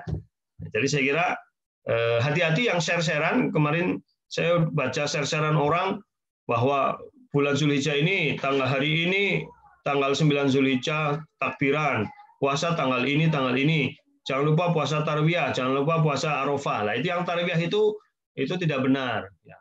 Tapi kalau puasa tanggal 8 Zulhijjah sebagai bagian dari tanggal 1 sampai 9 Zulhijjah, maka itu sesuai syariat, pahalanya besar. Tapi tidak disebut berapa pahalanya karena memang sangat besar. Begitu saya kira jelas. Berikutnya yang ke-6. Nah, ini penjelasannya akan detail lagi. Jam berapa Mas Yon? Sekarang? Nah, Mas Yon ditinggal ngomong ini. Sekarang sudah jam 6.19 Ustaz. Ya, nggak apa-apa lah. Ini kita lanjutkan ya, Mas. Ya. Boleh. Ya, baik. Jadi ya, baik. Sebentar, ini kita teknik co-hostnya siapa, Mas? Ada Mas Fajar. Mas Fajar, menghindari jamaah yang ngemek-ngemek HP sehingga terjadi coret-coret. Ini saya dapat dari Pak Ali Rohman, Rektor STIT. Ini beliau lagi perjalanan tapi sempat WA saya. Dia ngaji di mobil katanya, lagi ke Jogja. Kalau tolong dinonaktifkan fungsi annotate pada settingan Zoom. Jadi katanya dinonaktifkan fungsi annotate itu pada settingan Zoom. Bu bener mbora, pokoknya tulisannya anotate. Bacanya apa? Jadi gitu Mas Fajar, pada settingan Zoom cari nonaktifkan annotate. Nanti jamaah yang nyoret-nyoret dia tidak tercoret. Terima kasih Profesor Ali Rohman. Saya doakan segera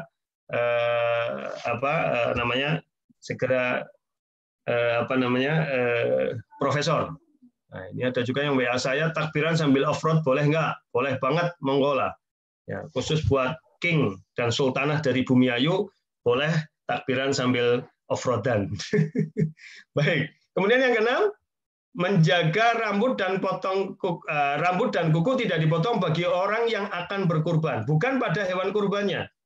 Nah, jadi yang riwayat pada hewan kurbannya itu tidak sahih. Ya, jadi yang sahih adalah orang yang mau berkurban itu sejak Selasa sore disunahkan tidak memotong kuku dan rambutnya. Ya, kukunya dia, rambut kepala, rambut kumis, jenggot, rambut kemaluan, rambut ketek dan sebagainya. Jadi disunahkan itu. Kita lihat hadisnya dari Ummu Salamah, "Idza ra'aitum hilala dzilhijjah wa rada ahadukum ayyudhi falyumsik an sya'rihi wa adfarihi." Apabila kalian telah melihat hilal Zulhijjah dan hendak berkurban, maka jagalah rambut dan kukunya. Ya. Kukunya itu kembali ke mana? Ya. Tentu kukunya ini nyanya kembali kepada apabila kalian telah melihat Zulhijjah dan hendak berkurban. Kalian itu manusia, maka nyanya kembali kepada manusia, bukan kepada hewan itu, gitu ya. Benar riwayat yang lain, idza dakhala al-ashru wa arada ba'dukum ayyudhiya falyakhudanna syi'ran wa la yaqlimanna dhufran. Apabila masuk 10 hari awal Zulhijjah, sebagian kalian hendak berkurban, maka jangan mencukur rambut dan memotong kuku. Kita lihat penjelasan para ulama tentang siapa sebenarnya yang tidak disunahkan tidak memotongnya, hewannya atau orangnya. Kita lihat. Topik larangan yang diperbincangkan di sini jelas terkena pada mudhahi, pengurban, orang, bukan binatang. Imam Abu Daud sendiri menulis dalam kitabnya babur rajul ya'khudhu min syi'rihi fil asri wa huwa yuridu yudhahi ay fi awwali asrin dzulhijjah. Bab orang yang mencukur rambut pada rangkaian 10 Zulhijjah sementara dia berniat untuk kurban. Di sini disebutnya orang yang mencukur rambut. Nah, berarti orangnya, bukan pada hewannya. Kemudian Imam Nawawi mengatakan, berkata para senior kami bahwa maksud larangan tersebut adalah dilarang memotong kuku dengan gunting dan semacamnya, memotong rambut baik dengan cara gundul, memendekkan rambut, mencabutnya, membakarnya atau selain itu. Dan termasuk dalam ini memotong bulu ketiak, kumis, kemaluan dan bulu lainnya yang ada di badan. Ini ada di Syarah Muslim Nawawi. Wah, kayak ayam sapa kluruk ya. Dimatiin dulu itu Mas. Mas Kohos. Siapa yang ada ayam kluruk itu tolong dimatikan dulu. Lagi ngaji ayamnya kluruk ya. Ya. Harap dikirim nenggonku ya kena. Baik itu. Lihat pada penjelasan Imam Nawawi di sini disebutkan ya, memotong bulu ketiak, kumis, kemaluan. Nah, yang punya bulu ketiak, kumis, kemaluan tentu bukan hewan kurban lah, manusia. Mana ada hewan kurban punya kumis, punya ketiak, punya kemaluan gitu ya. Karena semuanya berbulu. Hewan kurban semuanya berbulu gitu ya. Jadi ini sebenarnya menjelaskan penjelasan saat ini bahwa sunnah tidak memotong kuku rambut pada orang yang berkurban. Kemudian dilihat dari judul bab hadis, komentar dan keterangan yang ada, maka pandangan terkuat mengenai larangan mencukur rambut dan memotong kuku tertuju pada yang berkurban, bukan pada binatang kurban. Dasarnya adalah hadis ini, ya. Jadi bab ini Imam Muslim menyebutkan ini bab larangan bagi orang saat memasuki 10 Zulhijjah bagi mereka yang ini kelebihan ini. Baginya ini hilang ya. Larangan saat memasuki 10 hari Zulhijjah bagi mereka yang berniat untuk kurban. Dalam babnya disebut bagi mereka yang berniat untuk kurban. Jadi larangannya bukan bagi hewannya, tapi bagi orang yang mau berkurban. Perkataan Nabi ini diperkuat langsung oleh perbuatannya, yaitu dalam hadis ini disebutkan. Ya, perhatikan ini. Ketika seorang sahabat, aku diberi Rasulullah Nabi bersabda kepada seorang sahabat, aku diperintah untuk menjadikan hari raya kurban sebagai hari besar, sebagaimana Allah tetapkan terhadap umat ini. Sahabat menjawab, bagaimana jika aku tidak punya hewan kurban, kecuali maniha unsa, sejenis domba betina yang susunya tidak lagi dimanfaatkan, artinya domba sing sono metu susune. Apakah aku boleh berkurban dengannya? Nabi menjawab, tidak. Melainkan ambillah rambutmu, potonglah kukumu, pendekkan kumismu, cabut bulu ketiakmu, dengan demikian sempurnalah kurbanmu di sisi Allah. Jadi ketika ada orang tidak punya hewan kurban, malah disuruh oleh Rasulullah untuk mencukur rambut, memotong kuku, memendekkan kumis, mencabut bulu ketiak. Jadi pemahaman mafhum mukhalafahnya, paham kebalikannya, bagi yang korban maka tidak boleh mengambil rambut, kuku, kumis, ketiak. Gitu. Jadi Nabi mencabut larangan bagi yang berkurban terhadap sahabat yang tidak mampu berkurban. Jadi larangan itu ya khusus bagi pengurban, sementara bagi yang lain tidak berlaku. Bahkan sunnahnya kalau yang tidak berkurban malah harus merapikan rambut, memotong kuku, rapikan kumis, cabut bulu ketiak sebagai ganti ketidakmampuan berkurban. Saya kira sudah jelas. Kemudian bagaimana hukumnya? Larangan ini haram atau makruh? Ada 3 pendapat, ya. Ada 3 pendapat masalah ini. Yang pertama, ya, pendapat dari Sa'id bin Al-Musayyib, Rabi'ah, Imam Ahmad bin Hambal, Ishaq, Imam Daud, dan sebagian murid-murid Imam Asy-Syafi'i mengatakan larangan memotong rambut dan kuku bagi sahibul kurban dihukumi haram sampai diadakan penyembelihan kurban pada waktu penyembelihan. Jadi dia tidak boleh haram memotong rambut dan kuku bagi yang berkurban sampai hewan kurbannya dipotong. Kalau hewan kurbannya dipotong tanggal 13 Zulhijjah, ya sampai tanggal 13 Zulhijjah, bukan pada sampai tanggal 10 Zulhijjah atau itulah. Jadi sampai hewan kurbannya dipotong. Ini pendapatnya Imam Sa'id, Rabi'ah, Ahmad bin Hambal, Ishaq, Daud, dan sebagian murid-murid Imam Syafi'i. Pendapat kedua, pendapat Imam Syafi'i dan murid-muridnya menyatakan bahwa larangan tersebut adalah makruh, yaitu makruh tanzih. Makruh tanzih itu makruh yang bertujuan untuk mensucikan, bukan sampai tingkatan haram. Bukan haram. Hal ini didasarkan kepada dalil riwayat Imam Bukhari dari Aisyah, anna Nabi sallallahu alaihi wasallam kana yaf'athu bi yadihi wa la yahrumu alaihi syai'un halallahu lahu hatta yanhar hadiyahu. Ini yanharo, bukan yanharu ya, ini salah. Nabi mengirim hewan kurban dan beliau tidak mengharamkan karenanya sesuatu yang Allah halalkan baginya sampai waktu hewan kurban disembelih. Dengan kata-kata beliau tidak mengharamkan karenanya, berarti larangan memotong kuku dan rambut bagi sahibul kurban itu bukan haram, tetapi makruh tanzih, gitu ya. Kemudian pendapat yang ketiga, ini adalah pendapatnya Imam Abu Hanifah dan pendapatnya Imam Malik. Dalam salah satu pendapatnya tidak makruh sama sekali, nggak apa-apa. Tapi Imam Malik dalam pendapat yang lain mengatakan makruh, dan dalam pendapat yang lain beliau mengatakan sifatnya sunnah. Ya, untuk tidak memotong kuku dan rambut. Jadi kesimpulannya bagaimana? Para ulama beda-beda, ada yang mengatakan haram, ada yang mengatakan makruh, ada yang mengatakan mubah. Nah, maka saya mengambil kesimpulan dari pendapat para ulama itu karena ada dalil-dalil yang ada. Ya, menurut saya yang rajih adalah pendapat yang mengatakan hukumnya makruh tanzih. Jadi bagi yang berkurban disunahkan tidak memotong kuku dan rambut.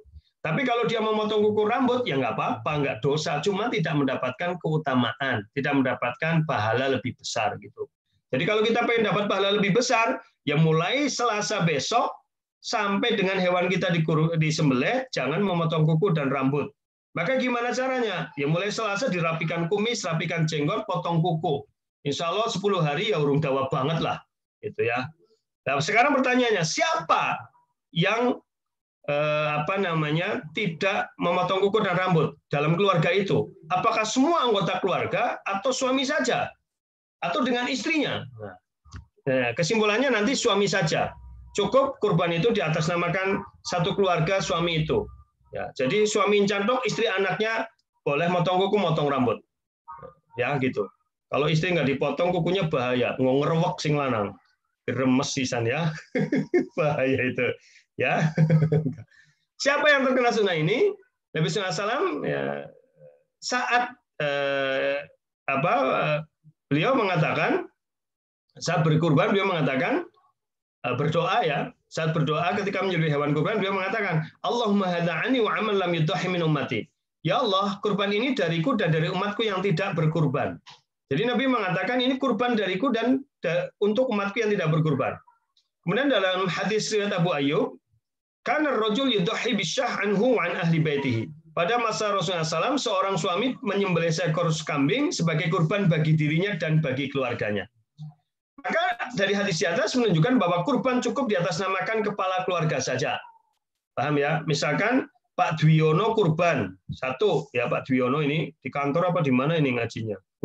Kurban satu, ya atau 1/7 dari sapi atau 1 kambing, maka cukup kurban Pak Dwiono. Maka istrinya, anaknya dapat pahala semua. Nggak perlu tahun kemarin atas nama istri saya, tahun ini atas nama anak saya. Itu nggak perlu begitu. Ya, apalagi anaknya belum balik, ya nggak perlu. Gitu ya. Atau Mas Budi Setiawan kurban, ya atas nama Mas Budi Setiawan, istrinya dapat itu pahalanya. Ya, jadi istrinya Mas Budi dapat pahalanya. Jadi nggak perlu nutupi muka malu-malu begitu ya, Mas. kemudian bila Pak Chandra ya, yang di Sumampir ini ya kurban ya atas nama Pak Chandra, maka Bu Chandra udah dapat pahalanya. Ya, kemudian Pak Wawan di Cilacap, itu Pak Tejo dan semua jamaah lain nggak bisa saya sebut satu-satu ya. Itu Bu Eli yang kurban di Atambua, itu sudah ngirim sama Pak sama Pak Agus Sukoyo ini bersama istri juga ikut ngaji hari ini masih di Atambua beliau 1,5 juta itu dapat kambing besar sekali ternyata.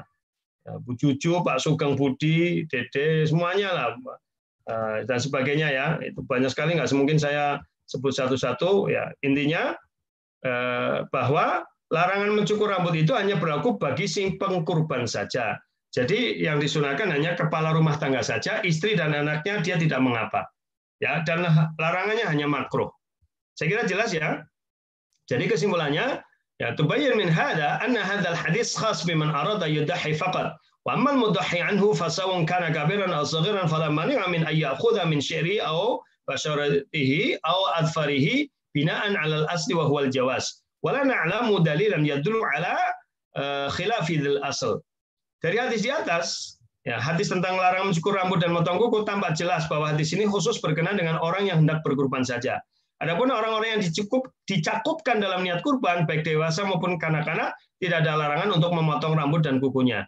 Hal ini berdasarkan hukum asal memotong rambut dan kuku adalah mubah, dan kami tidak mendapati dalil yang menjadi hukum asal ini. Ini fatwa Lajnah Daimah nomor 1407.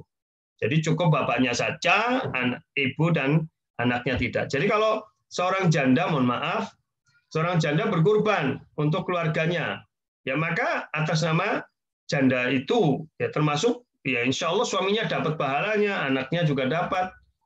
Dan yang tidak mau potong kuku dan rambut ya wanita itu, gitu ya. Anak-anaknya nggak perlu. Saya kira begitu udah jelas. Berikutnya, terakhir, cukup deh. Idul Adha besok tanggal Ahad depan kan masih ada insya Allah.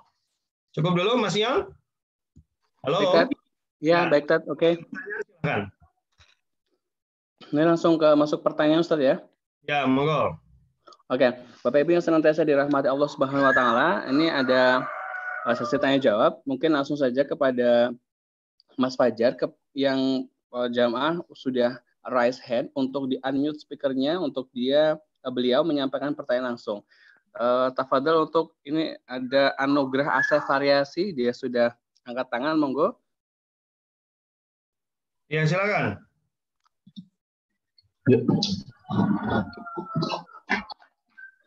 Assalamualaikum Pak. Waalaikumsalam. Oh ya Pak Yanto, gimana Pak Yanto? Itu tadi dikatakan yang tidak berkorban, bukan berarti mungkin anak atau istrinya, tetapi orang-orang yang mampu berkorban tapi tidak berkorban, mereka itu disunahkan untuk memotong rambut atau kuku. Waktunya itu kapan, Tat? Iya, sejak tanggal 1 Zulhijjah. Sama. Sejak tanggal 1 Zulhijjah, Mas Yanto. Jadi mulai Selasa, sejak tenggelam matahari hari Selasa besok atau tanggal tanggal berapa besok 21 Juli itu bagi yang mau berkorban maka dia menjaga kuku dan rambutnya tidak dipotong. Bagi yang tidak berkorban maka sudah merapikan kumis, jenggot dan sebagainya. Jadi 10 hari awal Zulhijjah dia dalam keadaan melipis ya gue. Itu Pak Yanto? Ya, baik. Allah alam. Yang lain silakan. Ada lagi mungkin jamaah yang ingin bertanya langsung, silakan. Ibu Nur Hasanah mungkin. Bu Nur Hasanah. Silakan. Itu ada Bu Cucu Fajar juga itu udah ngacung. Bu Cucu Fajar, Mas. Iya, saya unmute. Pak Sugeng Budi juga ngacung, aku temen sih ngacung ya. Sebentar Pak Sugeng Budi, Bu Cucu, ini hostnya lagi ngeliat-ngeliat. Pak Sugeng Budi loh, yang jenggotnya putih. Ya siapa dulu yang di-unmute, Mas Fajar? Ada tadi yang raise hand ada Bu Nur Hasanah Atiko. Bu Nur Hasanah silakan. Di-unmute, Mas. Sudah di-unmute tapi sudah, mungkin ngacungnya bukan ngacung gue, ngacung bedanya Mas. Ganti yang lain Mas. Oke. Bu Cucu tuh Bu Cucu. Bu Cucu dulu Mas. Cucu Fajar. Bu Cucu Fajar sebelahnya Bu Eli. Yes, sampun. Ya, silakan Bu Cucu. Udah, silakan. Udah aktif. Assalamualaikum Ustaz. Udah. Assalamualaikum Ustaz. Waalaikumsalam warahmatullahi wabarakatuh. Nggih. Ustadz, kalau kita tanggal 9 itu kan masih itu ya, puasa. Terus kita buka puasanya itu setelah melaksanakan Idul Adha, baru habis sholat, atau sebelumnya Ustadz? Kan kadang saya itu, apa ya, kalau Idul Fitri kan sebelumnya, kalau Idul Adha setelah buka puasanya itu setelah. Itu masih bingung Ustadz. Ya, itu aja Ustadz. Assalamualaikum warahmatullahi wabarakatuh. Salam. Sebenarnya itu bukan puasa. Jadi disunahkan pada hari Idul Adha itu untuk tidak makan, tidak minum dulu. Ya bahasa kita puasa lah. Sampai dengan kita hewan kurban kita disembelih, dan sunnah yang paling afdol adalah kita berbukanya dengan memakan daging hewan yang kita sembelih. Maka Rasulullah SAW pada zaman dulu begitu menyembelih hewan kurbannya itu jeroannya, atinya itu dimasak dulu kemudian dimakan. Tapi kalau begitu kelamaan nek nunggu nanti hewan kurbannya mateng ya suren, nggak lemes, ya. Ya kesuwen kok ya. Waduh, Pak Agus Sukoyo sama Pak Agus Sukoyo dia tambua ini ngajine karo rangkulan karo bojone, cihwi. Ngajine karo rangkulan, masya Allah, ya. Hati-hati gue. Karo bojone karo apa? Pak Agus Sukoyo, assalamualaikum dia tambua dengan Bu Husnul, baik. Begitu Bu Cucu ya? Ya, makasih Ustaz. Semoga Ustaz sehat selalu. Amin. Pak Sugeng Budi silakan Mas. Pak Sugeng Budi diaktifkan. Iya. Pak Bu Cucu dimatikan dulu. Sekarang Pak Sugeng Budi diaktifkan. Pak Sugeng Budi yang pakai peci garis-garian. Silakan Pak Sugeng. Assalamualaikum. Waalaikumsalam warahmatullahi. Nah, pertanyaan saya singkat saja. Tadi setelah tanggal 30 besok itu kan setelah sholat fardu kita sebagai imam itu disebut pertanyaan saya adalah berapa lama atau berapa kali gitu terkait dengan jamaah gitu loh. Dan kalau seandainya misalnya terlalu lama mungkin juga jamaah kan ya tidak ada ketentuan dalam syariat berapa kali. Jadi tidak ada ketentuannya. Jadi tidak ada ketentuannya berapa kalinya setakbir setelah sholat wajib takbir muqayyad itu. Silahkan mau sekali, 2 kali, 3 kali ya. Tentu yang disukai yang ganjil karena innallaha yuhibbul fitra. Jadi kalau nggak 1 ya 3, 5 begitu. Nganti 7 ya jamaah bubar kesuwen ya. Jadi takbirannya itu ya, jadi tidak ada ketentuan khusus. Begitu Pak Sugeng? Iya, terima kasih. Oke, salam. Cukup Mas, kira-kira jawab yang di chat dulu Mas. Boleh. Ntar dulu, ini ada yang masuk ke saya dulu Mas. Ada yang masuk ke saya. Pertama dari Bu Ellen, Mama Nabil. Kajian ini kok aku baru dengar ya Us, kalau tanggal 1 sampai 9 itu bertakbir, tahmid, tahlil. Apa nyong sing ora tau ngrungokna? Apa nyong sing kurang ngaji apa kepriwe? Iya, Pak, jenengan kurang ngaji. Jadi memang ini kebanyakan orang Indonesia tidak tahu ya, Bu Ellen. Nah, sekarang jadi tahu alhamdulillah. Kedua, dari dari Sultanah Bumi Ayu, Bu Nelati. Apa hukumnya kalau sedang ngajar buka-buka WA? Wah, ini nggak ada. Ini ngeledek saya ini. Ya kan saya buka WA untuk karena ada yang bertanya. Jago takon temenan malah kayak gitu. Panjen Sultanah ini. Bu Irma, pertanyaan dari Bu Irma Yuspita. Kalau pengkorban kan disunahkan memotong hewan kurbannya sendiri. Nah, kalau korban di luar daerah berarti kehilangan pahala sunahnya ya, Tat? Saya nyimak pakai, oh enggak. Iya, nanti kita bahas pertemuan depan tentang kurban. Sunahnya, orang yang berkurban itu memotong sendiri kalau mampu. Ya, kalau tidak memotong sendiri, dia menyaksikan hewan kurbannya dipotong. Karena ketika dia menyaksikan, dia akan mendapatkan tambahan pahala gugurnya dosa bersama tetesan darah yang keluar. Ya, dengan syarat dia melihat. Tentu kalau dia tidak melihat penyembelihan, dia tidak menyembelih sendiri, dia tidak mendapatkan tambahan pahala menyembelih sendiri dan melihat hewan kurbannya disembelih. Tapi tetap mendapatkan pahala kurban. Begitu Bu Irma, wallahu alam. Ya. Kemudian berikutnya pertanyaan dari Bu Neni Hasim di Makassar. Ini ada Bu Neni yang di Makassar ikut kajian kita. Bu Neni Hasim di Makassar. Pak Ustadz, kalau misal saya kurbannya di kampung, karena mau kumpul satu sapi bersaudara, tapi saya tinggal di kota. Saya panitia kurban di komplek dan diberi juga 1 kilo. Dan ada juga pemberian sepupu. Gimana hukumnya daging itu saya makan sama anak-anak? Ya boleh saja, tidak mengapa. Jadi orang yang berkurban diberi bagian kurban orang lain itu boleh, nggak apa-apa. Karena kurban itu bisa, besok kita bahas, kurban itu, daging kurban bisa diberikan kepada siapa? Fakir miskin, ya, kepada kerabat, ya, dan kepada siapapun dia, baik kaya maupun miskin, boleh sebagai hadiah. Jadi daging kurban tidak harus pada fakir miskin. Ya, besok kita bahas pada masalah kurban. Kesimpulannya at'imul ba'is al-fakir al-qani wal mu'tar.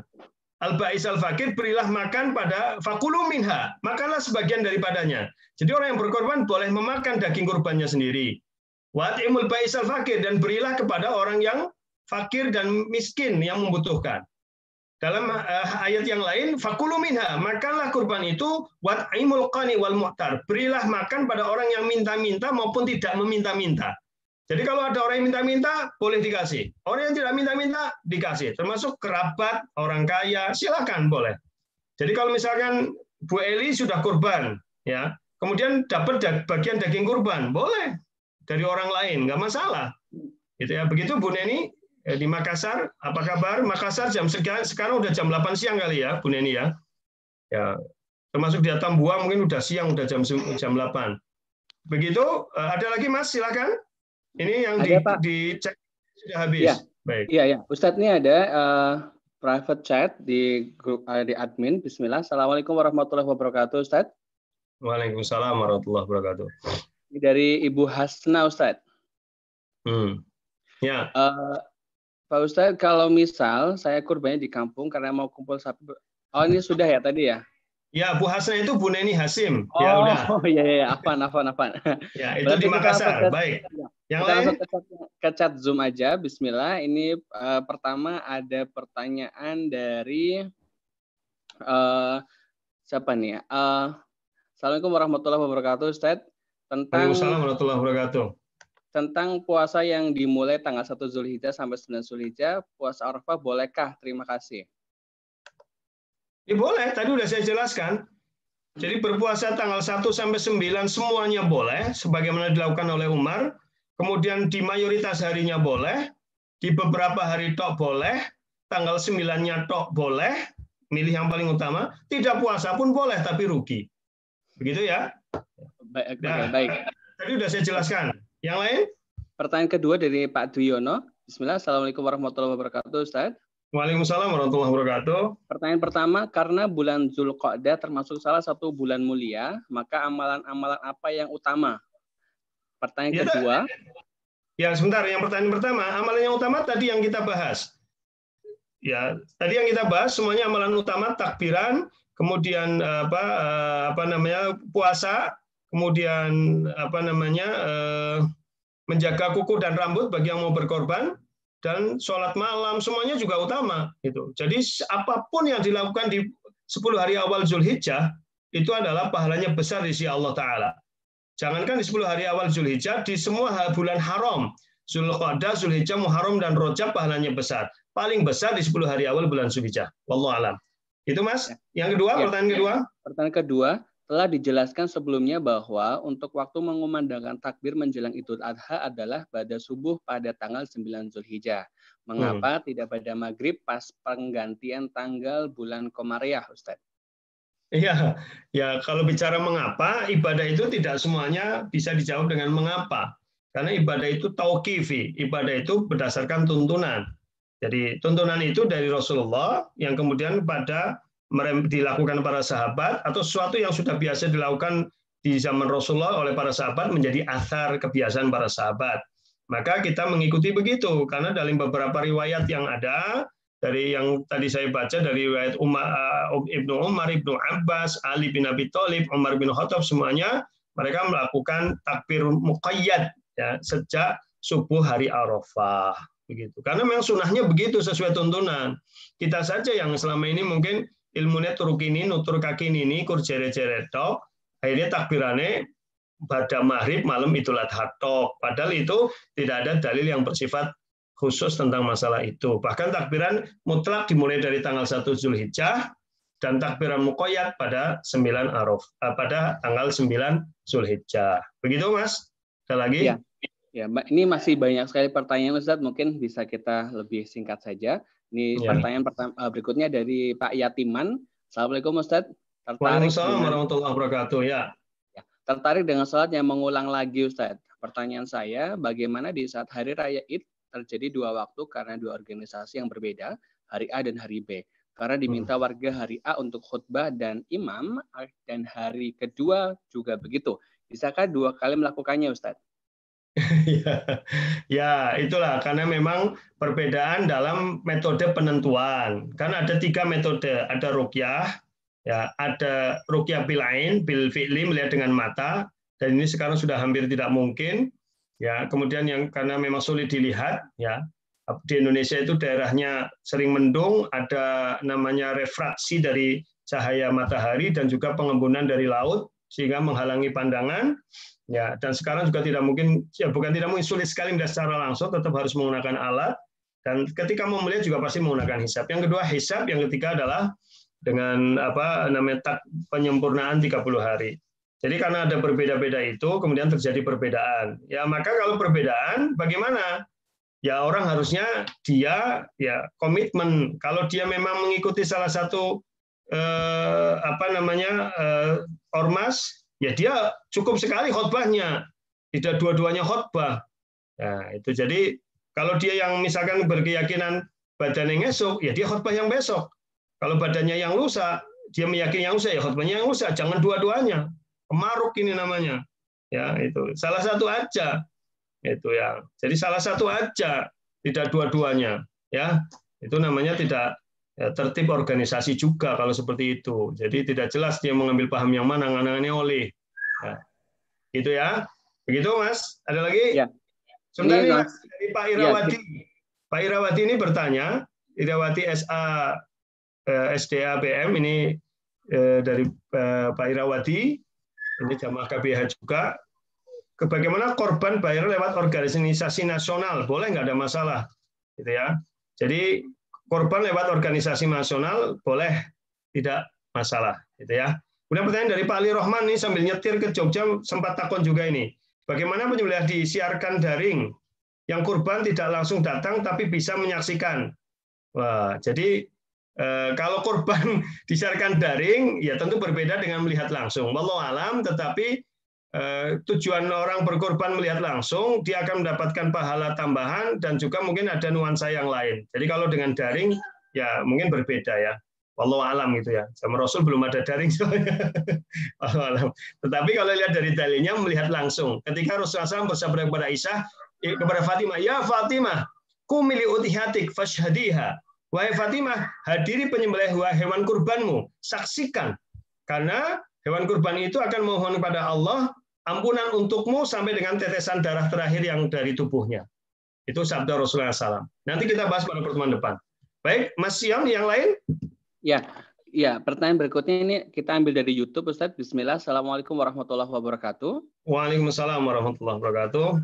Dari Bapak Muhammad Ainuddin. Mohon pencerahannya, Ustadz. Jika seseorang ditugaskan negara sebagai pendamping jamaah haji Indonesia, apakah sudah gugur kewajiban hajinya atau harus niat lagi untuk daftar sendiri, Ustadz? Gimana? Terputus Mas suaranya dengan tadi. Ulangi. Jika seseorang ditugaskan negara sebagai pendamping jamaah haji Indonesia, apakah sudah gugur kewajibannya? Terputus lagi suaranya. Terputus, Mas. Halo? Iya. Saya ulang lagi. Jika seseorang ditugaskan negara sebagai pendamping negara haji Indonesia, apakah sudah gugur kewajiban hajinya atau harus niat lagi untuk mendaftar sendiri? Oh, udah cukup. Ya, jadi orang berangkat haji, pengertian istitoah, kemampuan haji itu bukan berarti harus dari uang sendiri. Ya, kita jadi petugas haji dibayari pemerintah, itu ya cara Allah memanggil kita ke tanah suci. Kita dibayari anak-anak kita, itulah cara Allah memanggil kita ke tanah suci. Ya, jadi tidak harus bayar sendiri.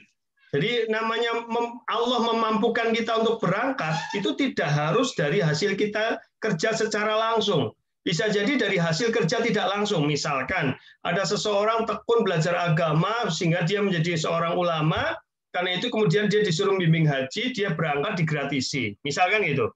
Ya itu kan kerja tidak langsung karena dia sudah belajar dengan baik, dia taat kepada Allah, dia membantu dakwah Islam. Maka Allah memanggil dia dengan cara menggerakkan hati orang-orang untuk membiayai dia, kan begitu. Jadi memang cara Allah memanggil itu luar biasa gitu.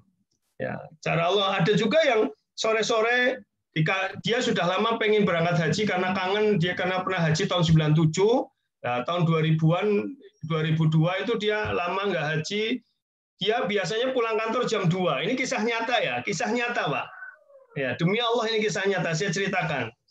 Ya, dia pengen banget berangkat haji lagi, kangen dengan tanah suci. Tapi dari sisi penghasilannya, gaji dia saat itu hanya 1,5 juta. Ya, tahun 2000. Gimana ngumpulin haji? Anak 2, ya, rendel ya. 1,5 juta, anak 2, meteng sing ketelu. Ya. Anak 1, maaf, anak baru 1. Gitu. Maaf, lupa ya. Anak baru 1. Berumah belum punya. Ya. Dipan aja, dipan pemberian orang tua saat dia nikah. Kasurnya kasur kapuk, ya, dan dia masih punya hutang. Itu 2002. Dia sangat berharap pengen berangkat lagi haji. Biasanya jam 2 dia sudah pulang dari kantor, tapi nggak tahu dia tetap duduk di kantor itu, belum mau pulang. Tiba-tiba ada orang Kemenak datang itu, ya, namanya Pak Haji Tohar, pegawai Kemenak. Kalau nggak salah Pak Haji Tohar. Kemudian datang bilang, Ustadz, mau berangkat haji nggak? Ya mau gitu. Ya kalau berangkat haji, tolong siapkan persyaratan hari ini, besok disetarkan terakhir. Karena baru ada kawat dari Pak Korlin, dari Gubernur, butuh TPHD provinsi yang lulusan Timur Tengah harus berangkat haji. Hanya qadarullah dia ngurus malam itu, besoknya berangkat haji. 2003. Itu saya, itu alhamdulillah. Jadi maksudnya, jadi ya kan nggak tahu bagaimana Allah memampukan. Gaji 1,5 juta bisa berangkat haji sebagai petugas disangoni sama Pak Gubernur waktu itu Pak Mardianto, disangoni 1 juta. Ya alhamdulillah itu digratisi haji. Saya hanya bantu TPIH. Ya karena TPIH-nya bukan tidak bisa bahasa Arab dengan baik. TPHI-nya waktu itu belum bisa bahasa Arab, baru pertama haji, dokternya juga baru pertama haji. Ya itu kalau waktu itu ya tahun 2003, maka kalau nggak ada yang lain ya sudah gitu. Akhirnya ada waktu itu kebijakan gubernur, ada TPHD provinsi dibiayai oleh dari Kesra provinsi untuk lulusan-lulusan Timur Tengah membantu kloter-kloter yang seperti itu. Tapi kalau sekarang sih semua TPHI, TKHI, TPI semuanya sudah di training, sudah pernah haji dan mereka bisa bahasa Arab, bisa bahasa kitab dan sebagainya. Begitu, Mas Ian, ada lagi? Ada lagi Ustadz, ya Bismillah. Assalamualaikum warahmatullahi wabarakatuh. Assalamualaikum warahmatullahi wabarakatuh. Ini dari Toto di SMK Muhammadiyah Botsari. Pertanyaannya, bolehkah kita bersedekah di samping niatkan karena Allah, tapi juga karena kita mengharapkan agar harta kita bisa bertambah? Oh, ini keluar dari tema ya, Mas? Ya. Ya, hati-hati dengan bercampur niat karena dunia. Ya, man kana yuridu harsal akhirah nutimina. Barang siapa yang menghendaki kehidupan akhirat, Allah berikan. Barang siapa yang menghendaki kehidupan dunia, bisa jadi Allah berikan semuanya, tetapi tidak ada bagian di akhirat. Ya. Bisa jadi Allah berikan semuanya, tapi tidak ada bagian di akhirat. Atau bisa jadi dunianya juga tidak dapat. Maka hati-hati dengan syirik dalam niat, yaitu ketika bercampur dengan kepentingan-kepentingan duniawi. Jadi beribadah adalah mencari ridho Allah Ta'ala, bukan karena kepengen bertambah hartanya lebih banyak. Sedekah motor biar dapat Avanza, sedekah Avanza biar dapat Innova, sedekah Innova biar dapat Alphard, itu malah rugi semuanya, kawus ya. Jadi jangan sedekah karena seperti itu, sedekahlah karena mencari ridho Allah, nanti Allah akan membuka rezeki. Hati-hati. Ya, mungkin ada ustadz yang terlalu optimis, terlalu memotivasi jamaahnya dengan cara seperti itu, ya itu kurang baik. Nanti membuat jamaahnya berpikirnya duniawi. Hati-hati dengan itu. Terus Allah Ta'ala sudah mengingatkan bahwa man kana yuridul hayatad dunya wa zinatan nuwaffi ilaihim a'malahum fiha wa hum fiha la yubkhasun. Barang siapa yang menghendaki kehidupan dunia, maka akan kami berikan kepadanya dunia itu dan mereka tidak dirugikan sedikit pun. Ulaika laysa lahum fil akhirati illan nar wa habitu ma kanu yasna'un wa batilu ma kanu ya'malun. Itulah orang-orang yang di akhirat tidak dapat apa-apa kecuali neraka. Dan sia-sialah apa yang mereka lakukan dan terhalanglah amalan-amalan mereka ketika di dunia.